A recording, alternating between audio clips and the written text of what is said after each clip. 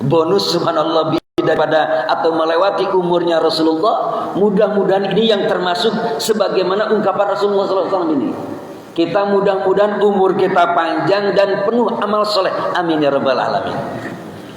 Hadirin ikhwatul kumul yang dimuliakan Allah, apa yang termasuk subhanallah ciri-ciri orang yang diberikan umur panjang dan beramal soleh itu sendiri? Sebagaimana contohnya kita melaksanakan sholat subuh ini. Sholat subuh ini Bapak Ibu rahimakumullah tidak diragukan lagi. Kalau kita berbicara masalah pahalanya, ya insyaallah ta'ala pahala kita melaksanakan sholat subuh berjamaah di masjid, ya insyaallah kita mendapatkan predikat pahalanya 27 ganjaran. Ini kalau di Masjid Al-Hikmah, Pak. Kalau kita berbicara pahalanya di Masjid Haram, ya 100.000 kali lipat. Berbicaranya kita subhanallah pahala di Masjid Nabawi 1.000 kali lipat. Berbicaranya kita pahala di Masjid Al-Aqsa 500.000 kali lipat.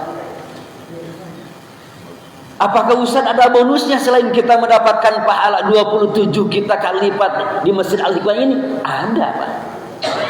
Itu subhanallah dari pahala kita melaksanakan salat subuh berjamaah.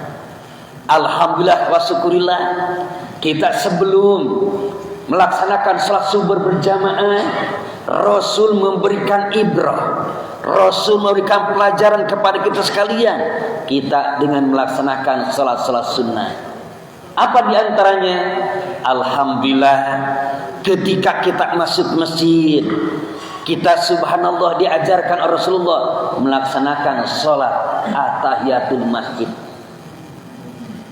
Setelah itu subhanallah kita mendengar alunan azan, kita subhanallah ngaleleran anu adan gitu kan.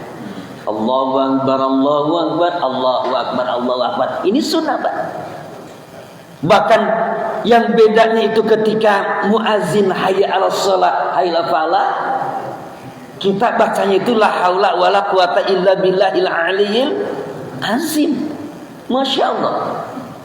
Bagaimana bisa berbicara masalah pahala kita tentang masalah menjawab atau mengikuti lafaz Bilal itu sendiri yang muazin itu.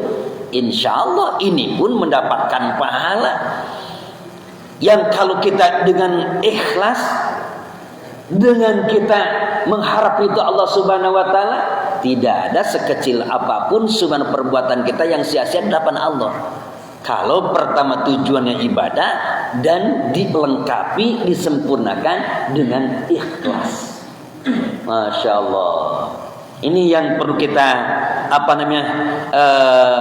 ditegaskan kepada kita semuanya, dalam artian kita khulus niatnya yang lebih luar biasa, itu mengharapkan rahmat dan itu Allah Subhanahu wa taala. Bapak Ibu rahimakumullah yang dimuliakan Allah, sehingga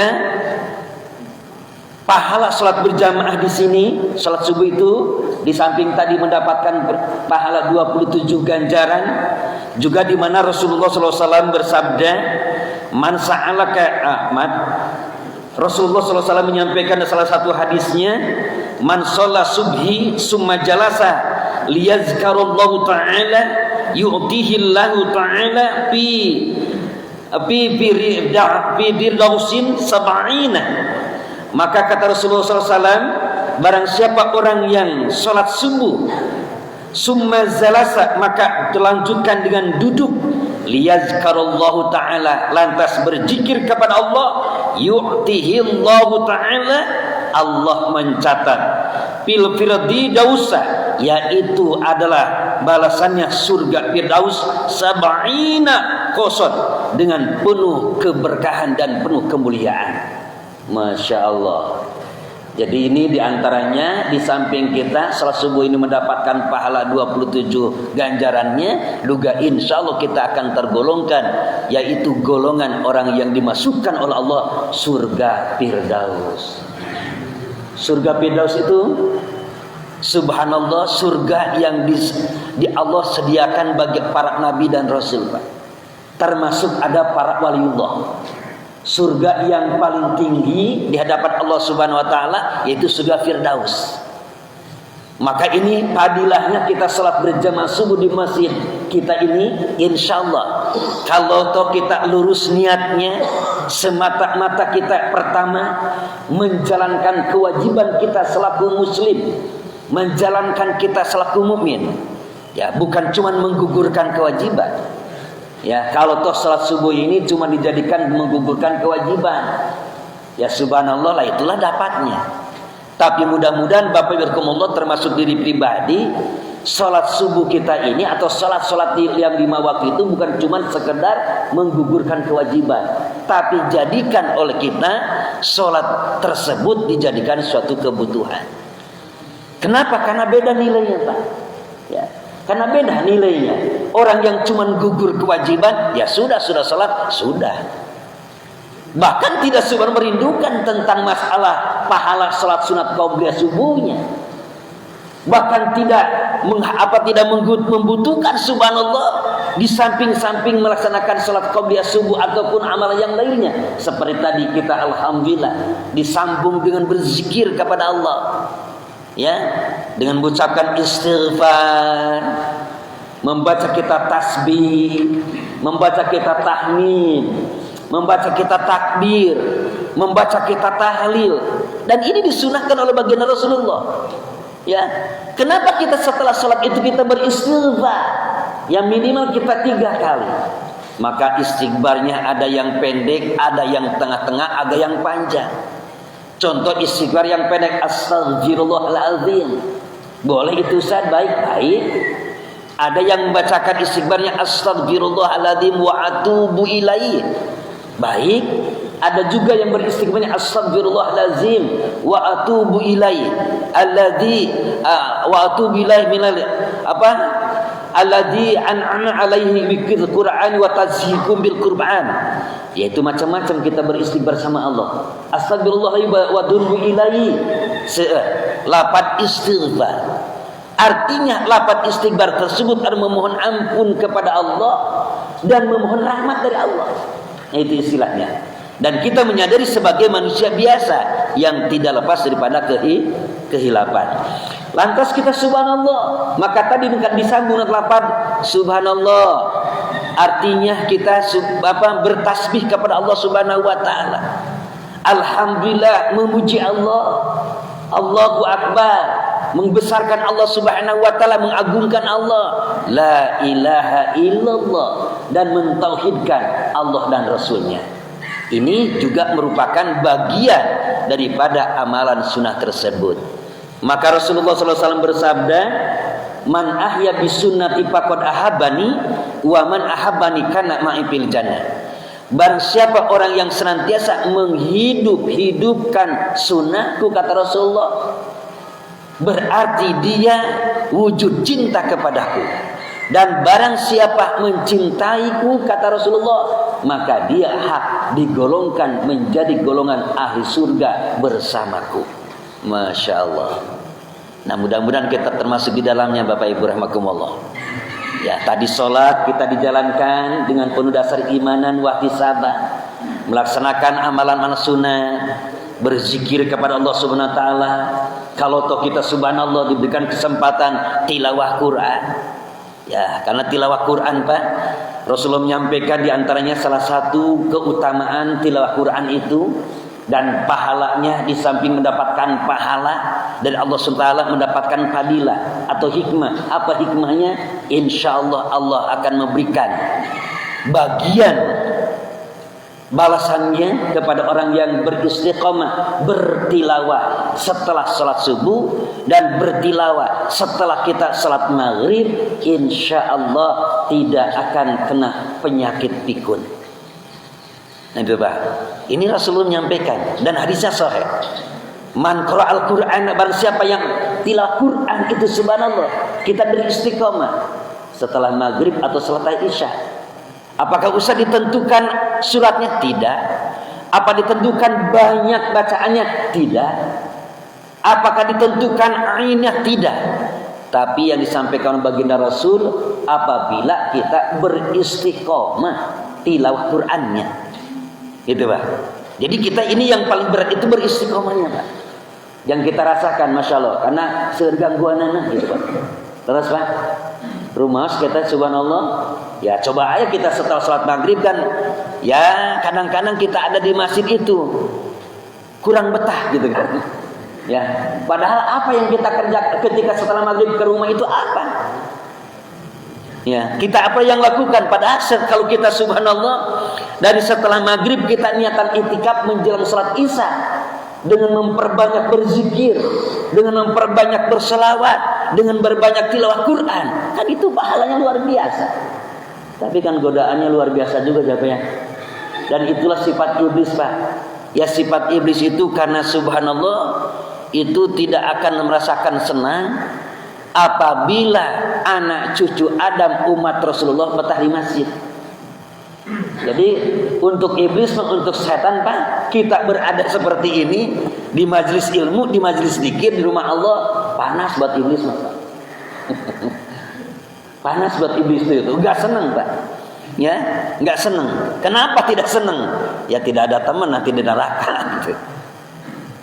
Tapi sebaliknya subhanallah, malaikat rahmat itu senang sekali ketika anak cucu Adam umat Rasulullah SAW berada di rumah Allah.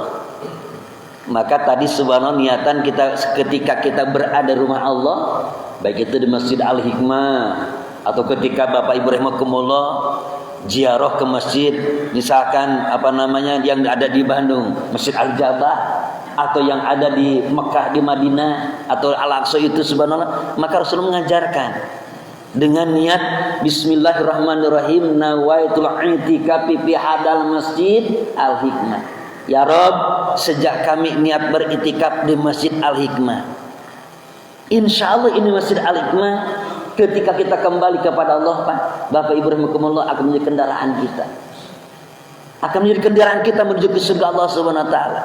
Di samping menjadi kendaraan kita, insya Allah ini akan menjadi saksi. Maka Rasul menyampaikan, man banang nufidinya, barang siapa di dunia, di alam dunia membangun rumah-rumah Allah, maka kelak kita di alam akhirat akan dibangunkan oleh Allah di surganya Allah Subhanahu wa taala. Kita bukan cuma membangun fisiknya saja, tapi subhanallah bagaimana kita sebenarnya mewujudkan rasa iman kepada Allah melalui kita subhanallah selalu merindukan masjid. Jadi hati kita itu dimanapun kita berada selalu merindukan rumah-rumah Allah Pak.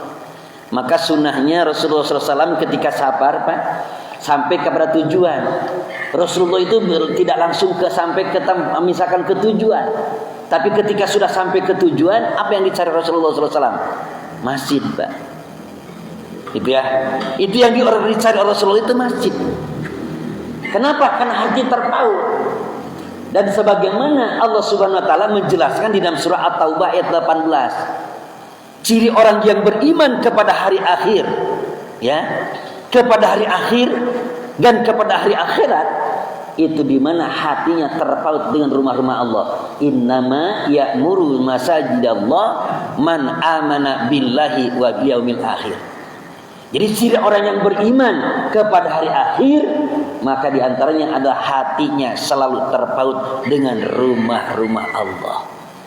Nah mudah-mudahan ini subhanallah kita semuanya Allah tidak mencabut kelezatan, kenikmatan ibadah kita di masjid. Ya. Karena buat bapak-bapak sekalian, ya buat kita para bapak rahimakumullah, Rasul menyampaikan dalam keutamaan salat juga kan Rasul mengingatkan kepada kita sekalian, la sholata rizalil masjidi illa fil masjid. Sebagian ulama ahli hadis lah di sini kurang sempurna salatnya tetangga masjid kecuali di masjid. Bahkan ada yang ekstrim mengartikannya, menafsirkanlah di sini tidak sah salatnya tetangga masjid kecuali di masjid. Masya Allah. Nah mudah-mudahan kita termasuk ahli-ahli masjid yang beristiqamah. Jangan sampai subhanallah kan ada, masih ada Bapak Ikumullah ke masjid itu ya seminggu sekali. Hari Jumatnya hungkul Pak. Ada juga yang setahun 2 kali Pak. Idul Fitri dan Idul Adha. Ya sehari-hari mah di rumah saja. Kira-kira ada apa di lingkungan kita, ada Pak? Ada sahabat kita Pak? Ada tetangga kita? Banyak atau sedikit Pak? Kayaknya banyak ya Pak. Kayaknya banyak. Kalau tak subhanallah, kalau tak subhanallah, yang termasuk di tetangga-tetangga masih di lingkungan kita, ya, keimanan yang tadi sampaikan oleh baginda Rasulullah, insya Allah masjid ini penuh, Pak. Ya, lantai yang kedua ini insya Allah terisi, betul Pak? Ini kan urusannya soal urusan keimanan, Pak. Ya, urusan keimanan yang paling berat itu subhanallah, dan keistiqomahan yang berat itu, ya. Subhanallah. Ya coba. Ya memang ketika saya ngisi subhanallah di Masjid Al-Muhajirin Margahayu barakumullah. Terus kakek termasuk di Masjid Al-Munazah. Ustaz, maaf ya kalau berjamaah di sini alhamdulillah sampai 4 sabtat. Tapi ketika kita pengajian itu subhanallah ya tinggal di sana. Ya kata saya ya enggak apa-apa Pak Haji. Itu mah bukan urusan kita. Ya, bukan urusan kita, itu kembali kepada dirinya. Tapi tetap kita itu punya kewajiban. Apalagi pengurus masjid. Apa usah kewajibannya? Ya mengajak saja kita, betul Pak? Kewajiban kita mengajak saja Pak. Sudah diajak, sudah diingatkan, dia tidak mengikutinya, sudah itu urusannya dengan Allah. Ya, maka Bapak Ibu rahimakumullah, Allah menjelaskan. Di antaranya ciri-ciri orang kafir menurut kacamata Allah Pak di dalam Al-Quran surat Al-Baqarah, ya, ciri-ciri orang kafir apabila diajak dan tidak diajak itu tidak akan ada perubahan Pak. Itu ciri orang kafir. Mana ayatnya Ustaz? Surah Al-Baqarah ayat 6. A'udzubillahi minasyaitonirrajim. Innal ladzina kafaru sawa'un 'alaihim a'anzartahum am lam tunzirhum la yu'minun. Khatamallahu ala qulubihim wa ala sam'ihim wa ala absarihim ghishawatu wa lahum azabun azim. Itu ayatnya Pak. Jadi kata Allah, ini firman Allah Subhanahu wa taala, ciri orang kafir itu innallazina kafaru. Sesungguhnya orang kafir sawaun sama saja alaihim bagi mereka anzartahum diberi peringatan amlam tumzirhum maupun tidak diberi peringatan la yu'minun tidak mau beriman. Jadi diajak tidak diajak, diingatkan tidak diingatkan, la yu'minun tidak mau beriman. Kenapa mereka itu tidak mau beriman? Karena Allah menjawab langsung di dalam ayat yang ke-7. Khatamallahu ala qulubihim. Allah telah mengunci mati ala qulubihim hatinya, wa ala sam'ihim pendengarannya, wa ala absarihim penglihatannya, ghishawatun tatap, walahum bagi mereka azabun azim. Maka Allah akan memberikan azab kepada orang kafir itu. Masya Allah, na'udzubillah min dzalik. Maka ada azab, ada adab Pak. Gitu. Awas. Ada azab, ada adab. Kalau azab berarti siksaan. Kalau adab berarti akhlak. Gitu Pak. Akhlak perilaku. Ya contoh, Bapak Ibu rahimakumullah, akhlak kita masuk masjid yang diajarkan Rasulullah SAW. Ya. Ya bani Adam hudu jinatakum inda kulli masjid. Wahai anak cucu Adam, ketika kau masuk masjid, pakailah pakaian yang terbaik pada saat itu. Ya, pakaian yang terbaik. Di samping pakaian yang terbaik, pakailah wangi-wangian. Itu Rasul nyampaikan. Ini akhlak namanya Pak.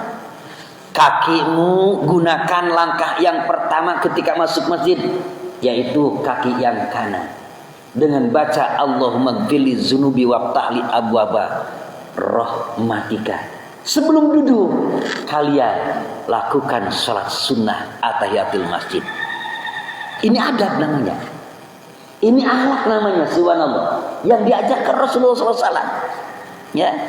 Nah, dan ini merupakan bagian daripada kita menghidup-hidupkan sunnah Rasul. Ya Pak ya, ini bagian daripada menghidup-hidupkan sunnah Rasul. Sekarang pengajian ini ba'da salat duha, pada salat subuh ini termasuk bagian sunnah, bagian akhlak Rasulullah SAW. Tapi kalau tolab ilmunya itu wajib hukumnya. Tapi kalau hari-harinya ini, subhanallah, seperti kita melaksanakan salat ba'diyah, setelah salat subuh ini kita dilanjutkan dengan taklim ini atau kajian ini merupakan bagian sunnah. Sunnahnya apa Ustaz? Menghidup-hidupkan masjid ini. Tapi sekali lagi niat tolab ilmunya itu wajib hukumnya, alias fardu ain. Kepada siapa? Kepada orang-orang yang seorang muslim yang sudah aklun baligh. Coba. Jadi yang sudah mukalaf. Kapan mukalafnya kita? Ya kita mah kalau laki-laki kan mukalafnya dalam kitab fikih, ulama fikih menyampaikan, ya subhanallah, kita dari mulai 12 tahun sampai 15 tahun. Itu ciri mukalaf laki-laki. Mukalafnya kaum wanita ya 9 sampai 12 tahun. Artinya dia sudah mempunyai kewajiban masing-masing. Ketika menjalankan sholat untuk dirinya, ketika kita menjalankan ibadah haji atau umroh untuk dirinya, ketika kita menjalankan saum untuk dirinya. Tapi sebelum mukalaf itu, sebelum akil baliknya, ketika anak tersebut melaksanakan amalan-amalan sholat, puasa, haji dan umroh, itu adalah sebagai pahala untuk kedua orang tuanya. Nah, ihwatul iman yang dimuliakan Allah Subhanahu wa taala, ya selanjutnya Rasulullah SAW menyampaikan bahwa ciri orang yang baik amalannya itu, baik dalam amalan yang sifatnya fardu atau wajib maupun amalannya yang sifatnya sunnah. Ya, amalan fardu sudah jelas, itu kewajiban kita selaku muslim, selaku mukmin. Tapi justru ketika kita mengamalkan amalan sunnah, berarti salah satu bagian ini amalan yang untuk membuka pintunya surga Allah. Ya.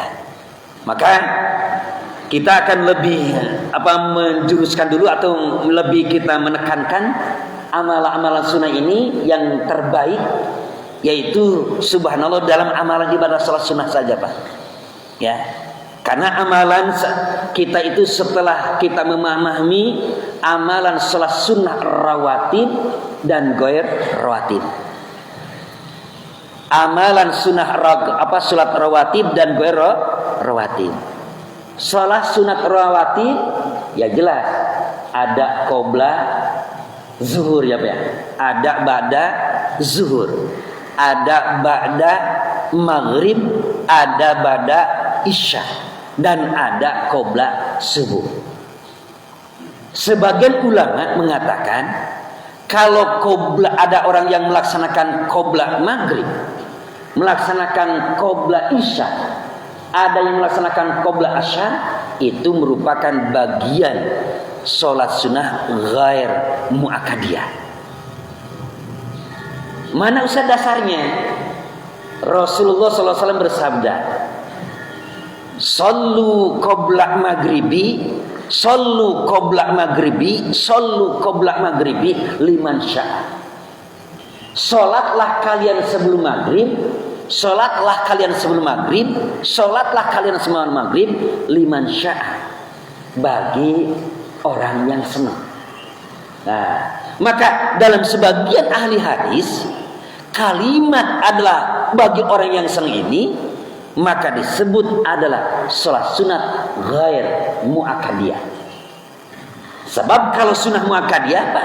Salat sunat yang sangat ditekankan sekali Rasulullah, dan Rasul selama hidupnya tidak pernah meninggalkan salat sunat mu'akadiyah itu, kecuali beliau dalam keadaan safar. Ya Pak ya? Kecuali dalam keadaan safar. Kalau dalam keadaan safar kita kan tidak dianjurkan qobliyah dan ba'diyah, betul? Tidak dianjurkan qobliyah zuhur atau ba'diyah duhur, Pak. Karena namanya kita subhanallah dalam keadaan safar, bahkan dirukhsahkan yang jumlahnya salat zuhur 4 rakaat, asar 4 rakaat menjadi 2 rakaat. Subhanallah. Di jamak qasar ta'zim itu. Ya, di jamak qasar tahrik itu. Ya, nah ini subhanallah, itu Rasulullah SAW tidak pernah meninggalkan selama hidupnya itu, jadi sekali lagi kecuali dalam keadaan safar. Nah mari kita subhanallah, ini jadikan salah satu kebutuhan buat kita semuanya. Di samping itu bapakumullah, ulama fikih menyampaikan, di samping sunnah muakkadiyah itu tersendiri, ada juga dalam ulama fikih menyatakan sholat sunat tathawuh. Nah, baru mendengar Pak sholat sunat tathawuh. Sholat sunat tathawuh ini sholat yang di samping mendapatkan pahala juga mendapatkan fadilah, alias fadilah amal. Mana di antaranya? Ketika Bapak Ibu rahimakumullah kita menjalankan sholat tasbih. Ya, sholat tasbih itu termasuk bagian sholat tathawuh. Mendapatkan pahala dari Allah dan mendapat banyak fadilahnya, banyak hikmahnya. Apa di antaranya? Barang siapa orang yang melaksanakan sholat tasbih, maka Allah ghufira lahu ma taqaddama min dambi. Allah mengampuni dosa-dosanya, baik itu dosa besar maupun dosa kecil. Sudahkah Bapak Ibu pernah melaksanakan sholat tasbih? Seumur kita ini sudah Pak? Sudah pernah menjalankan sholat tasbih? Ya mudah-mudahan. Karena ini dalam hadisnya kata Rasulullah minimal seumur hidup 1 kali. Tapi maksimalnya kalau toh mampu kita setiap hari. Kalau enggak kita setiap hari, subhanallah disunahkan, dianjurkan Rasulullah setiap 1 minggu sekali. Hari Jumat. Kalau toh kita tidak mampu juga, disunahkan kita subhanallah setahun 2 kali. Pada saat di bulan Ramadan dan di bulan Zulhijjah.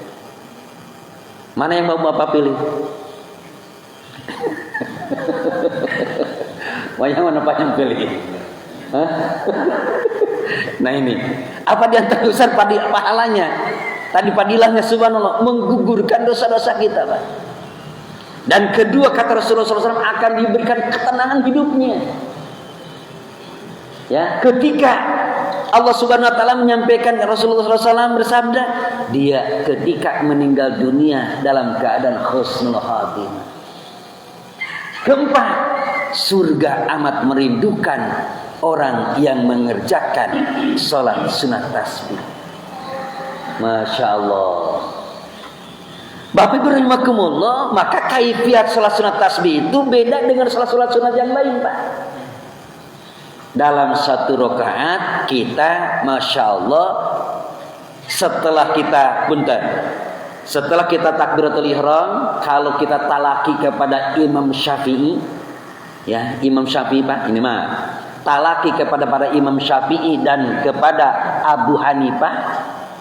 Pertama, Bapak Ibu, setelah kita takbiratul ihram, membaca doa iftitah. Setelah membaca doa iftitah, mana usaha doa iftitah itu ada yang membaca inna sholati wa nusuki wa mahyaya dan seterusnya.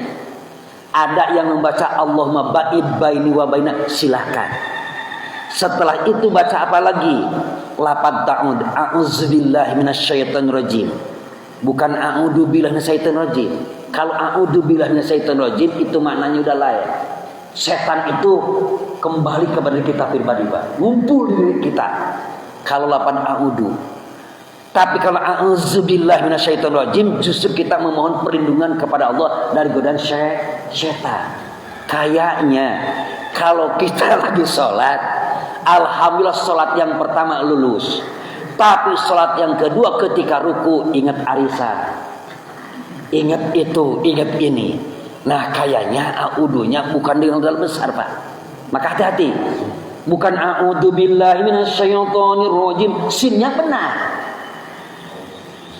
A'udzubillahi minasyaitonir rajim. Nah itu baru aku berlindung kepada Allah dari segala godaan setan yang terkutuk. Tapi kalau a'udzubillahi minasyaitonir rajim dengan dal kecil, setan itu kembali kepada kita, Pak.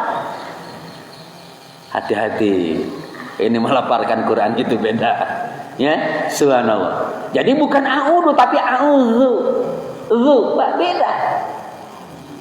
Dal besar bukan dal kecil. Hati-hati. Karena artinya sudah beda. Seperti kita lafaz syukur dan syukur. Syukur dengan sin kecil adalah mabuk-mabukan. Syukur dengan sin besar mengucapkan beribu terima kasih pada Allah. Kan sudah lain maknanya, Masya Allah. Nah, Bapak Ibu yang dimuliakan Allah SWT, kembali tadi. Jadi talaki kepada Imam Syafi'i, Bapak Ibu Allah, kita takbir, maka takbirnya juga punten. Ada jeda kalau Imam Syafi'i. Allahu Akbar, ada jeda. Itu Imam Syafi'i, Pak. Allahu Akbar. Nah, itu kaulnya kaum Imam Malik dan Imam Hambali. Kalau Imam Malik menyampaikan bahwa ketika kita sholat setelah takbiratul ihram, membaca doa iftitah, membaca lafaz ta'udz, dan setelah kita membaca Fatihah, membaca surah pendek, itu kata Al-Imam Malik termasuk bagian amalan yang dimakruhkan. Ini pendapat, Pak. Ini pendapat. Nah, Ustaz bukan untuk ini. Ini keilmuan maksudnya. Karena untuk mengamalkan silahkan. Jadi Bapak Ibu rahimakumullah, jangan sampai kita ibadah itu tidak berdasarkan ilmu. Ya. Harus kita berdasarkan ilmu. Walaupun talakinya, pemahamannya silahkan Bapak Ibu rahimakumullah. Karena kita ada madhab yang 4 itu, ya Pak ya. Ya silahkan. Mau ke madhab Imam Syafi'i silahkan. Karena nanti di hadapan Allah Subhanahu yang kita itu mempertanggungjawabkan amalan kita itu kepada siapa? Ya contoh saat ini Bapak dapat syariahnya, saya transfer ilmu kepada Bapak Rahimakumullah. Nanti akan bertanya, dari siapa itu kalian mendapatkan ilmu dan pemahaman itu? Saya mendengar pada saat itu penerangan Ustaz Musri. Ustaz Musri itu siapa? Dari ulama. Ulama itu dari siapa? Subhanallah, dari para waliullah. Waliullah itu dari siapa? Ya dari para malaikat Jibril. Jibril itu dari siapa? Kan dari Allah, kan gitu sebenarnya Pak. Artinya amal ibadah kita itu jelas dasarnya. Jangan sampai ibadah kita itu termasuk ibadah yang mardud. Apa itu mardud? Ditolak oleh Allah. Kenapa? Karena tidak berdasarkan ilmu. Nah maka subhanallah, inilah kita pentingnya bertalabul ilmi. Wajibnya bertalabul ilmu supaya kita beribadah itu berdasarkan ilmu dan iman. Jadi tidak cukup dengan iman saja Pak, ibadah kita itu tanpa ilmu. Maka dua-duanya antara ilmu dan iman itu harus menyatu dan tidak bisa dipisahkan dalam proses kita beribadah kepada Allah. Maka setelah ilmu, iman, ikhlas, sabar, tawakal, maka ujungnya adalah subhanallah, insya Allah mendapatkan predikat la'allakum tattaqun. Itu tahap-tahapannya. Maka predikat dalam Islam itu paling tinggi itu takwa. Ketakwaan. Nah, kembali tadi Pak. Jadi Ustaz subhanallah setelah itu setelah tasbih itu apa yang dilakukan? Biasa kita membaca surah Fatihah. Ya selesai waladhdallin, dan disunahkan dianjurkan setelah Al-Fatihah kita membaca surah Al-Kafirun. Nah, yang menyebabkan surat kuliah mangga cuman duka botake moal aya surat kuliah. Ya moal aya di Al-Qur'an surat kuliah ngan dilembur makan gitu Pak hajinya. Surat kuliah we da apalnya kuliah ayyuhal kafirun. Padahal itu surah Nah, pertama kita membaca surah Al-Kafirun, Pak. Setelah surat Al-Kafirun, ini mah tidak langsung ruku, Pak. Kalau salat tasbih, membaca tasbih sebanyak 15 kali. Subhanallah, walhamdulillah, wala ilaha illallah, wallahu akbar. Kalau disempurnakan, la haula wala quwata illa billahil aliyyil azim. 15 kali. Tangan kita masih di sini. Setelah 15 kali kita subhanallah membaca tasbih, baru kita ruku. Ruku langsung membaca tasbih juga. Subhanallah, walhamdulillah, wala ilallah, wallahu akbar. Sebanyak 10 kali. Setelah itu itidah, Rabbana walakal hamd. Sebelum sujud baca tasbih lagi 10 kali. Subhanallah, walhamdulillah, wala ilallah, wallahu akbar. Baru kita sujud. Subhanallah walhamdulillah wa la ilaha illallah wallahu akbar 10 kali. Duduk di antara sujud, Rabbighfir. Ada yang disempurnakan seperti kita sholat biasa, Rabbighfirli warhamni wajud dan seterusnya. Ada yang baca Rabbighfir. Lanjut kita baca 10 kali. Baru kita sujud lagi Pak, 10 kali. Sebelum kita berdiri, kita tasbih lagi 10 kali. Nah itu baru selesai 1 rakaat. Maka jumlah 1 rakaat itu 75 kali tasbih. Jadi jumlah 4 rakaat itu berjumlah 300 kali tasbih. Pernah Pak Bu? Innalillahi wa inna ilaihi raji'un. Masya Allah. Mudah-mudahan setelah ini kita mengamalkan Pak. Minimal Jumat Pak. Minimal Jumat Pak juga. Bosun bapak-bapak benar. Alhamdulillah kita datang ke masjid ketika Jumat. Kita sudah akan ke masjid. Ya. Kita sholat atas masjid. Lakukan sunatan dulu itu. Baru tasbih Pak. Masya Allah. Nikmatnya luar biasa. Memang ini harus tawajuh kalau sholat tasbih Pak. Harus fokus. Sebab kalau tidak fokus itu keliru bacaan tasbihnya. Itu bisa jadi kurang. Karena sholat tasbih ini tidak bisa didiskon. Ustaz atau diskon 30 kali. Nggak bisa Pak. Itu mesti 1 rakaat 75 kali tasbih.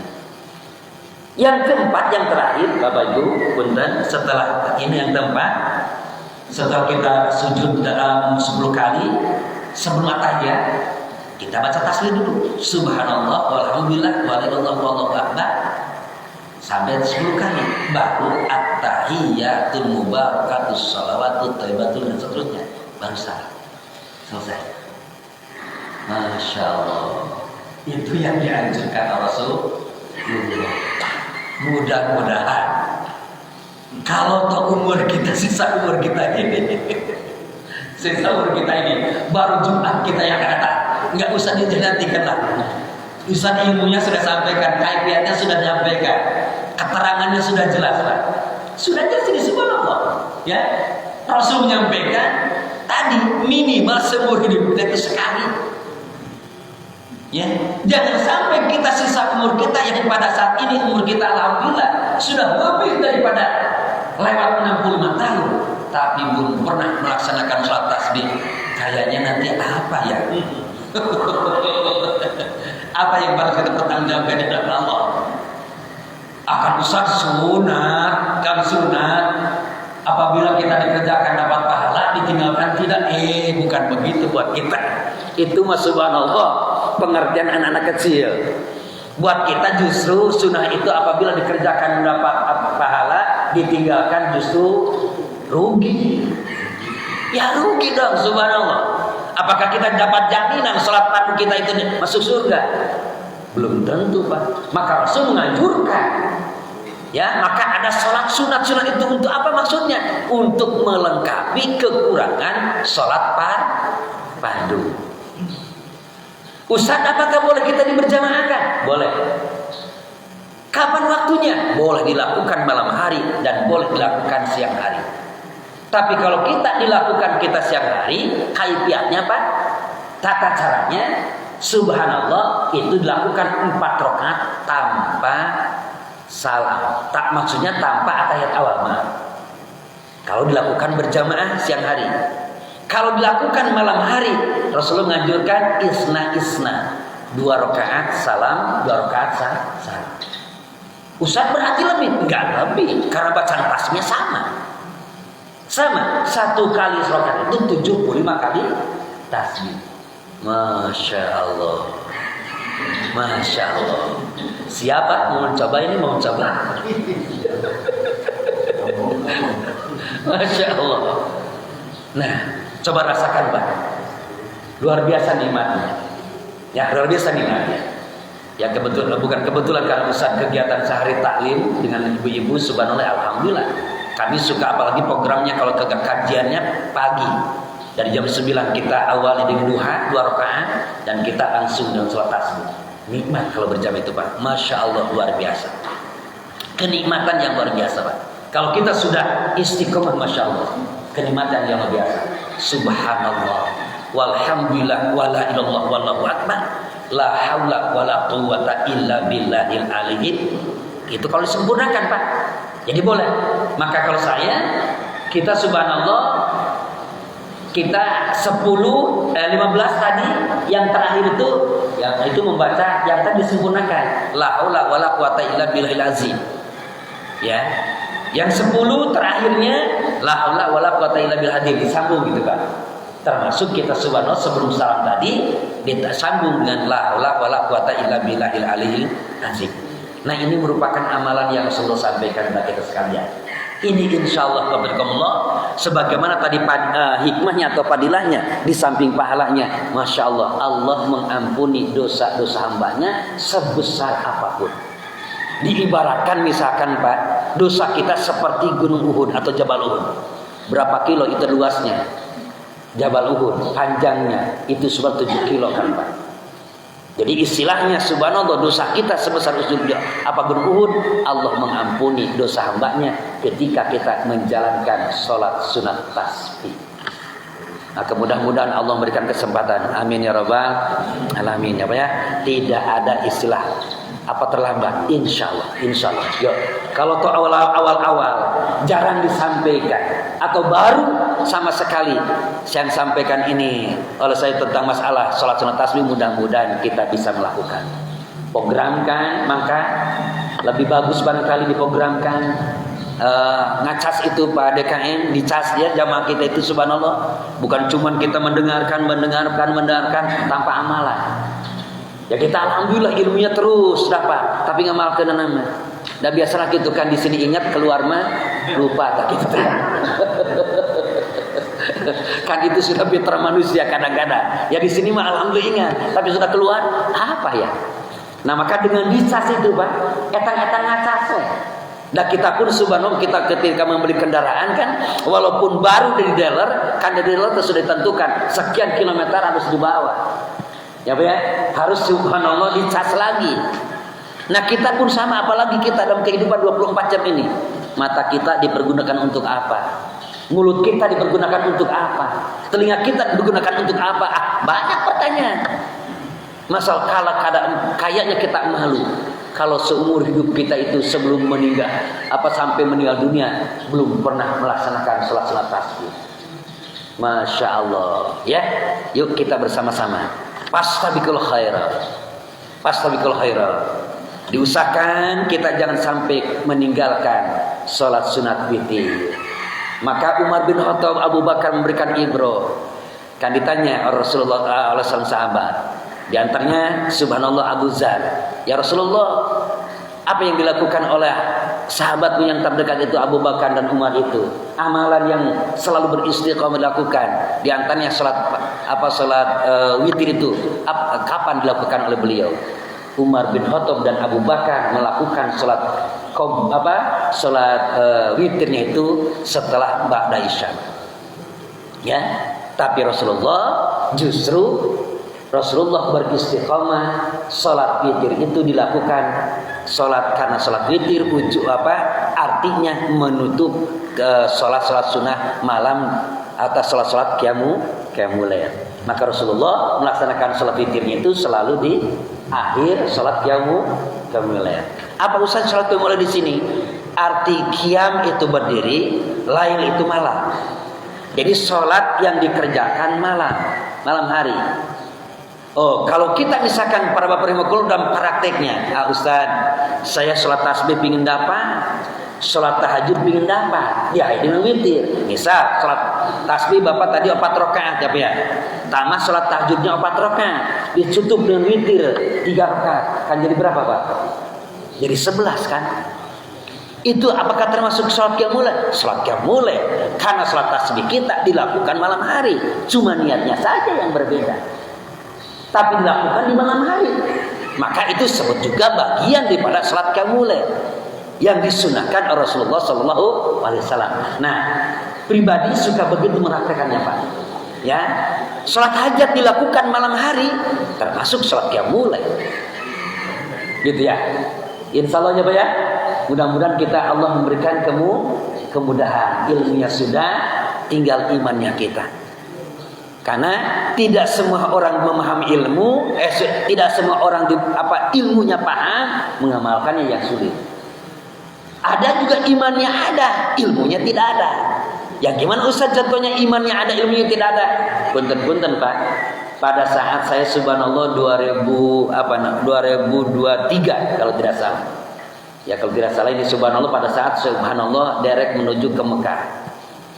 Seorang jamaah, ya jamaah umroh, waalaikumsalam, imannya kayaknya ada, tapi ilmunya tidak ada. Artinya dia ketika dalam sholat di pesawat itu tetap ingat terhadap 5 waktu untuk menjalankan sholat. Pada saat itu subhanallah pas persis waktunya sholat isya. Dia imannya ada Pak. Subhanallah tayamum, melakukan tayamum di dalam pesawat itu. Melakukan tayamum, masya Allah. Dia biasa niatnya seperti apa? Karena tidak dijarkan, Ustaz tidak dengar. Intinya dia menempelkan tangannya ke jok pesawat itu, lantas disatukan ke muka, tempelkan lagi, disatukan ke tangan, tempelkan lagi, disatukan ke kepala, tempelkan lagi, disatukan ke telinga dan sampai kaki. Saya subhanallah, kasihan dia. Imannya ada, ilmunya tidak ada. Subhanallah. Apakah dia diterima? Yang enggak diterima Pak. Sebab ulama manapun anggota tayamum itu cuma 2 kan Pak ya? Muka sama telapak sama penggelangan tangan. Itu pun kalau talakinya kepada Imam Malik. Imam Malik Ibn Amr menyampaikan bahwa sampai seperti penggalangan tangan.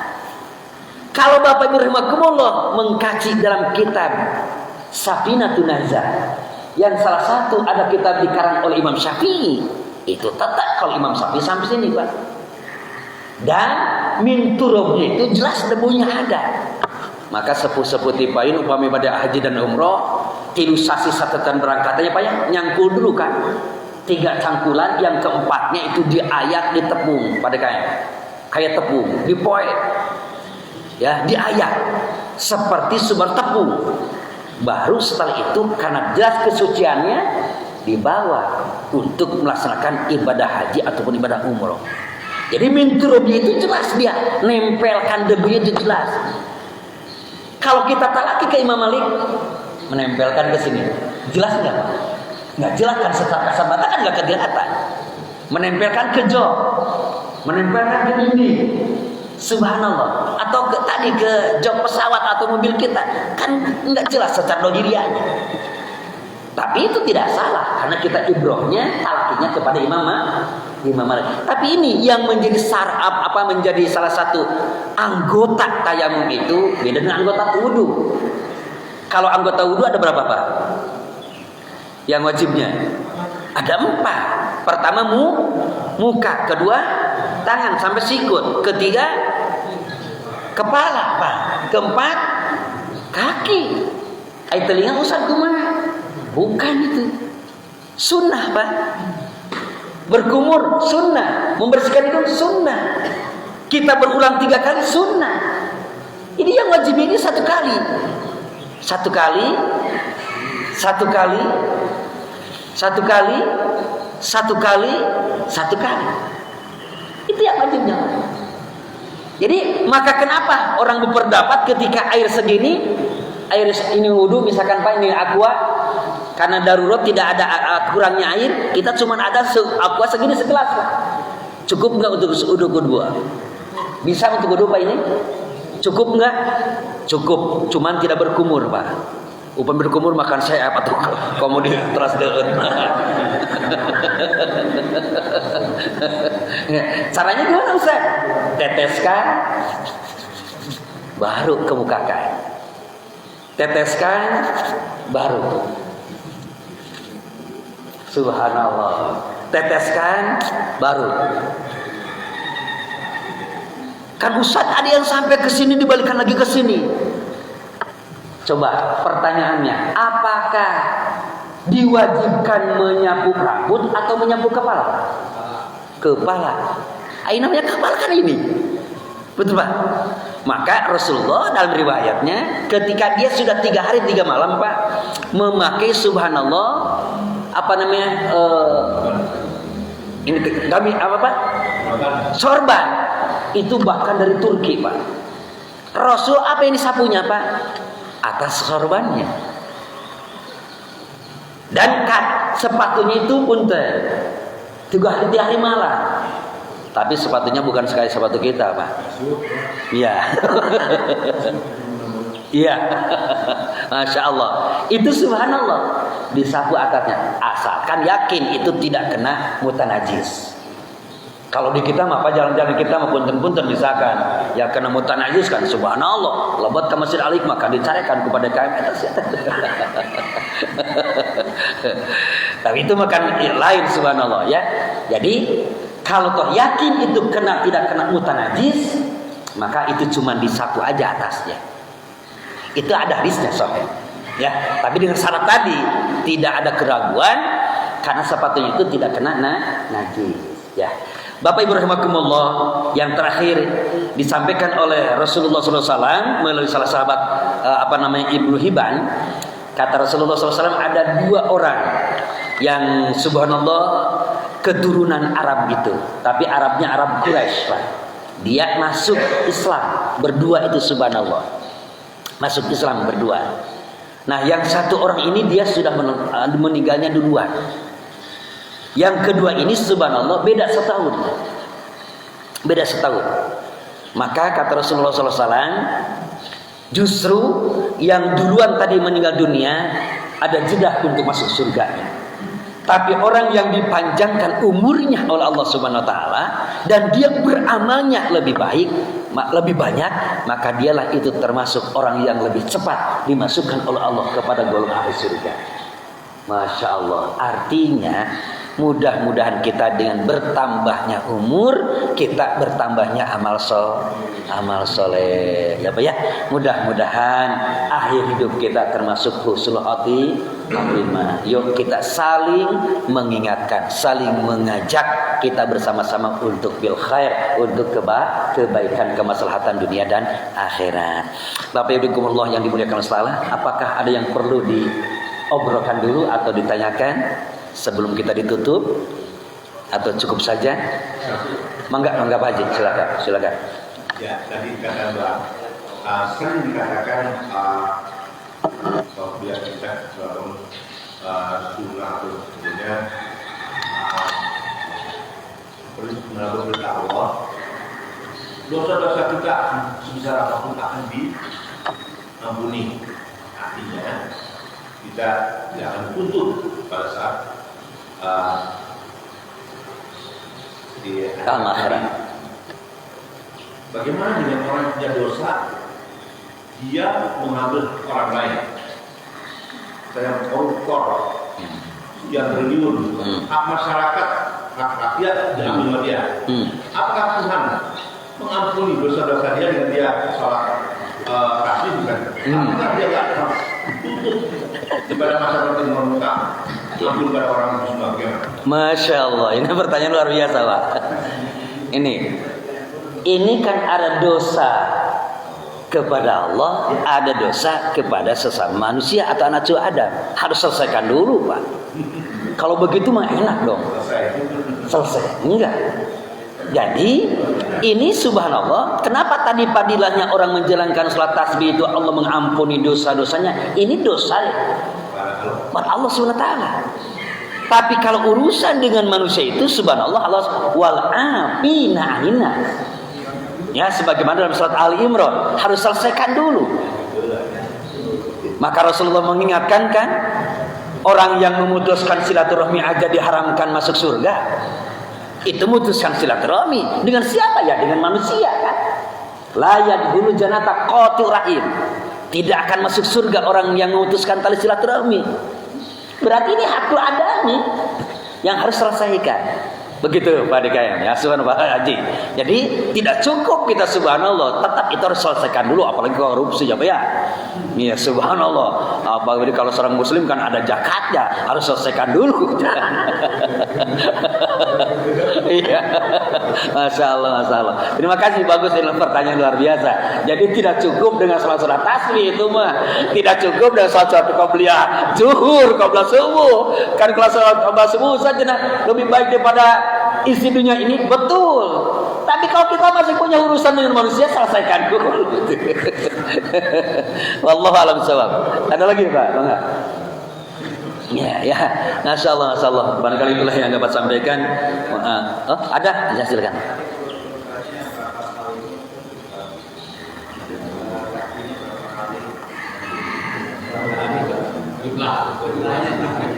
Jumlah takbirnya, tasbihnya. Ya, tasbih itu 4 rakaat itu jumlahnya 300 kali tasbih. Oh, boleh. Urutannya. Nah, ini Allahu Akbar. Ini tadi tidak berbicara Maliki dan Hambali ya. Karena tasbih ini yang berbicaranya. Setelah kita selesai misalkan surat Al-Kafirun. Subhanallah walhamdulillah wa la ilaha illallah wallahu akbar. Kalau mau diselesaikan la haula wala quwata illa billahil azim, enggak. Ya, sampai subhanallah walhamdulillah wa la ilaha illallah wallahu akbar juga cukup. Ini di sini tangan kita masih di sini adalah berjumlah 15 kali. Ruku kita subhanallah walhamdulillah wa la ilaha illallah wallahu akbar 10 kali. Sami Allahu liman hamidah rabbana walakal hamd 10 kali. Subhanallah walhamdulillah wa la ilaha illallah wallahu akbar. Baru kita sujud subhanallah walhamdulillah wa la ilaha illallah wallahu akbar 10 kali. Rabbighfir warham dan seterusnya. Di sini 10 kali juga subhanallah walhamdulillah wa la ilaha illallah wallahu akbar. Sujud lagi kita subhanallah walhamdulillah wa la ilaha illallah wallahu akbar 10 kali. Kita sebelum berdiri di sini tasbih lagi 10 kali. Subhanallah walhamdulillah wa la ilaha illallah wallahu akbar. Baru kita berdiri, lanjutkan Fatihah, selesai Fatihah surat Al-Ikhlas. Surat Qul Hu apa? Kenal surat Qul Hu? Qul Hu ya kan kita kenal surat Qul Hu Al-Ikhlas dan Firman. Pada surat Al-Ikhlas itu 10 kali. Subhanallah 15 kali di sini. Ya, selesai Al-Ikhlas itu 15 kali, Pak. Sama, itu terus 10. Rakaat ketiga setelah Fatihah baca surah Al-Kautsar. Lebih enak lagi, Pak. Inna a'toina kal-kautsar fasholli rabbika. Coba kalau surat Al-Mulk, Pak. Mau jadi surat tasbih. Enggak apa-apa. Itu rakaat ketiga, Pak. Rakaat keempat baru kita membaca surah Al-Insyirah. Alam nasrah laka sadrak wa wada'naka. Teu apa usaha eta mah? Mangga uih deui kana surat Al-Fil. Alam taro kaifa. Tidak apa juga Ustaz. Kembali ke surat Al-Baqarah. Alif Lam Mim. Ya kan Alif Lam Mim surat Al-Baqarah ya, Pak? Iya dong, subhanallah. Itulah kepintarannya orang yang punya ilmu, subhanallah. Iya, sekali-kali kasih reward itu malaikat. Ya, ulang kita Al-Kafirun Al-Ikhlas iya masih Al-Ikhlas. Subhanallah. Kasih reward. Bapak-bapak Ibu rahimakumullah, kita salat mubarak itu sekali-kali kita baca surat Al-Baqarah, Pak. Hafal Bapak surat Al-Baqarah? Ya, masa tidak hafal sampai humuk-humuk, Pak? Itu rakaat pertama. Kan tengah-tengah nama kosongkeun, Pak. Di akhirnya kita baca lillahi ma fis samawati wal ard. Kan itu al-awwal wal akhir, awal dan akhir aja, biar kok tengah-tengahnya kosong. Itu kan surah Al-Baqarah. Ya, Pak. Ya, jadi itu, jadi jumlahnya itu sebanyak 300 kali tasbih. Wallahu a'lam. Nah, ada Pak juga? Ya, barangkali pas ya, alhamdulillah syukurlah, mudah-mudahan ini ada manfaatnya, mudah-mudahan. Mudah-mudahan mari kita bersama-sama akhiri dengan doa. Allahumma sholli wa sallim rasulillah ya asma'in amin ya Allah ya rabbal alamin. Alhamdulillah rabbil alamin hamdan syakirin. Hamdan na'imin hamdan yuwafi wa kafi mazidah. Ya rabbana lakal hamdu laka syukru kama yanbaghi li jalali wajhikal karim azim sultani. Allahumma sholli ala sayyidina Muhammad wa ala ali sayyidina Muhammad. Ya Allah, ya Tuhan kami, di pagi ini ya Rabb, kami lagi berkesimpuh di hadapan-Mu ya Rabb. Di rumah, di tempat yang Engkau muliakan dan kami imani. di masjid kami yang cinta, di Masjid Al-Jami Al-Hikmah ya Rabb. Ya Allah ya Tuhan kami menyadari sebagai insan yang tidak luput daripada kehilapan, tidak luput daripada kesalahan ya Rabb. Untuk itu ya Allah ya Tuhan kami, ampuni segala kehilapan, kesalahan kami ya Rabb. Dosa-dosa kami ya Rabb, dosa pasangan hidup kami ya Rabb, dosa ibunda dan ayah kami ya Rabb. Ya Allah ya Tuhan kami, limpahkan hidayah, inayah, taufik, rahmat, maghfirah-Mu ya Rabb kepada anak keturunan kami ya Rabb. Jadikan anak keturunan kami, cucu-cucu kami, bahkan buyut kami menjadi anak-anak cucu kami yang qurrata ayun, yang menyejukkan, yang membahagiakan, dan memberi kepredikat yang soleh dan solihah. Ya Allah, jadikan anak keturunan kami menjadi anak-anak yang ahli sholat, ahli syukur, ahli zikir, ahli ibadah kepadamu ya Rabb. Ya Allah ya Tuhan kami, berkahilah umur kami ya Rabb, sehatkan lahir batin kami ya Allah, terimalah segala amal kami ya Rabb, kabulkanlah segala doa-doa kami ya Rabb. Wafatkan kami dalam keadaan husnul khatimah, wafatkan kami dalam keadaan husnul khatimah, wafatkan kami dalam keadaan husnul khatimah. Ya Rabb, jangan Kau cabut nikmat kami, kelezatan kami beribadah di rumah-Mu ini ya Rabb. Kami lagi belajar sholat, kami lagi belajar tilawah Quran, kami lagi belajar zikir, kami lagi belajar bersolawat kepada Nabi-Mu, kami lagi belajar ya Rabb berbuat kebaikan ya Rabb. Untuk itu jangan Kau cabut kenikmatan tersebut ya Rabb, sampai kami kembali kepadamu ya Allah. Rabbana taqabbal minna innaka antas samiul alim wa tub alaina innaka antat tawwabur rahim. Rabbana atina fid dunya hasanah wa fil akhirati hasanah wa qina azabannar. Subhana rabbika rabbil izzati amma yasifun wa salamun alal mursalin walhamdulillahi rabbil alamin. Bil barakah al-Fatihah. Alhamdulillah. Iyyaka na'budu wa iyyaka nasta'in. Shiratal ladzina an'amta 'alaihim. Mari kita bersama-sama akhiri dengan doa kifaratul majlis. Subhanakallahumma wa bihamdika asyhadu an la ilaha illa anta astaghfiruka wa atubu ilaik. Wal 'afwu minkum. Wassalamualaikum warahmatullahi wabarakatuh.